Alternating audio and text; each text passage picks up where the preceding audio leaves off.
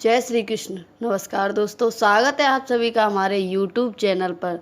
दोस्तों, आज मैं आपको भादव मास की कलंक चतुर्थी व्रत कथा सुना रही हूँ।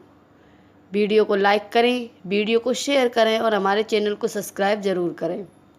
एक समय जरासंध के भय से भगवान कृष्ण समुद्र के पास जाकर रहने लगे। वर्तमान में इसे द्वारकापुरी के नाम से जाना जाता है। द्वारकापुरी में निवास करने वाले सत्राजीत यादव ने सूर्य की आराधना और सूर्य भगवान ने उन्हें नित्य पाठ भार सोना देने वाली रस्यमंतक नामक मणि भेंट कर दी। यह जानकर भगवान श्री कृष्ण ने उससे मणि प्राप्त करने की कोशिश की, मगर सत्राजीत ने वह मणि भगवान कृष्ण को नहीं दी, बल्कि अपने भाई प्रसेनजीत को दे दी। एक दिन प्रसेनजीत शिकार करने गया। वहां एक शेर ने उसे मार डाला और मणि छीन ली, मगर वह शेर भी मारा गया। ऋक्षकों को राजा जामंत उस शेर को मारकर मणि लेकर चला गया। कई दिनों तक भाई के शिकार ने न लौटने पर सत्राजीत ने सोचा कि जरूर मणि पाने के लिए श्री कृष्ण ने उसका वध कर दिया होगा। बिना कुछ जाने वह सत्राजीत ने ऐलान कर दिया कि प्रसेनजीत को मारकर श्री कृष्ण ने सेमंत जी मणि छीन ली। और इस बात से दुखी होकर खुद श्री कृष्ण ने कई दिनों तक अपने साथियों के साथ मणि की खोज की। तब उन्हें शेर को रीछ द्वारा मारने की चिन्ह मिले।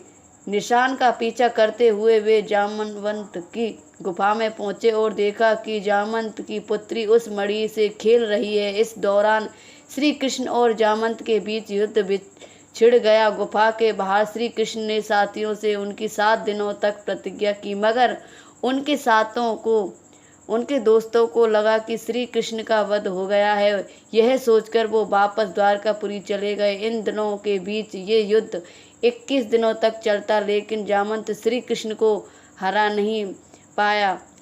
तब उसने सोचा कि कहीं वह अवतार तो नहीं जिसके लिए मुझे रामचंद्र जी का वरदान मिला। यह सोचकर उसने अपनी बेटी का विवाह श्री कृष्ण से किया और मणि दहेज में दे दी। श्री कृष्ण जब मणि लेकर वापस आए तो सत्राजीत अपने किए पर दुखी हुआ और लज्जा से मुक्त होने के लिए उसने भी अपनी पुत्री का विवाह श्री कृष्ण के साथ कर दिया। कुछ समय के बाद श्री कृष्ण इंद्रप्रस्थ चले गए। मणि कब्जे में करने के लिए सतंधनवा यादव ने सत्राजीत की हत्या कर दी। सत्राजीत की मौत की खबर सुन श्री कृष्ण द्वारका पहुंचे। तब वह सत्यधामा को मारकर मणि वापस लेने के लिए तैयार हो गए। उसने उन्हें भाई बलराम ने भी उनकी मदद की। यह जानकर सत्यधामा ने मणि अक्रूर को दी और भाग निकला। श्री कृष्ण ने उसका पीछा करके उसे मारा तो वह मार डाला, पर मणि उन्हें नहीं मिली। तब श्री कृष्ण जी ने बलराम को बताया कि मणि उसके पास नहीं है। इस बात का बलराम जी को यकीन नहीं हुआ।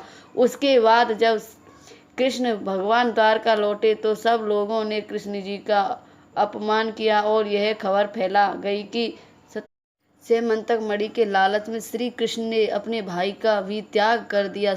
भगवान कृष्ण अपने अपमान से शोक में डूबे थे कि वहां नारद जी आए। उन्होंने कृष्ण को बताया अपने भद्रपत्र शुक्ल चतुर्थी के दिन चंद्रमा के दर्शन किए थे, जिसके कारण आपको अपमानित होना पड़ रहा है। तब श्री कृष्ण ने पूछा कि चौथ के चंद्रमा को देखकर कलंक क्यों लगता है। नारद जी ने जवाब दिया कि एक बार ब्रह्मा जी ने चतुर्थी के दिन गणेश का व्रत किया था। गणेश जी ने प्रकट होकर वर मांगने को कहा तो उन्होंने मांगा कि मुझे सृष्टि की रचना करने का मोह न हो। गणेश जी ने यूं कि तथास्तु कहकर चले गए। उनके विचित्र व्यक्ति को देखकर चंद्रमा ने उपवास किया। इस पर गणेश जी का गुस्सा होकर चंद्रमा को श्राप दिया कि आज से कोई तुम्हारा मुख नहीं देखना चाहेगा। श्राप देकर गणेश जी अपने लोक चले गए और चंद्रमा मानसरोवर की कुमुदिनियों में छिप गए। उस समय चंद्रमा के बिना सबको कष्ट हुआ। उनके कष्ट को देखकर ब्रह्मा जी की आज्ञा से सारे देवताओं के व्रत से प्रसन्न होकर गणेश जी ने वरदान दिया कि अब चंद्रमा श्राप से मुक्त हो तो जाएगा, पर भद्रपद शुक्ल चतुर्थी को जो भी चंद्रमा के दर्शन करेगा उसे चोरी आदि का झूठा इंजाम झेलना पड़ेगा। लेकिन जो भी व्यक्ति प्रत्येक व्रतियों को दर्शन करता रहेगा वह इससे बच जाएगा। तब श्री कृष्ण ने कलंक से मुक्त होने के लिए गणेश चतुर्थी व्रत किया। बोलो विनायक भगवान की जय।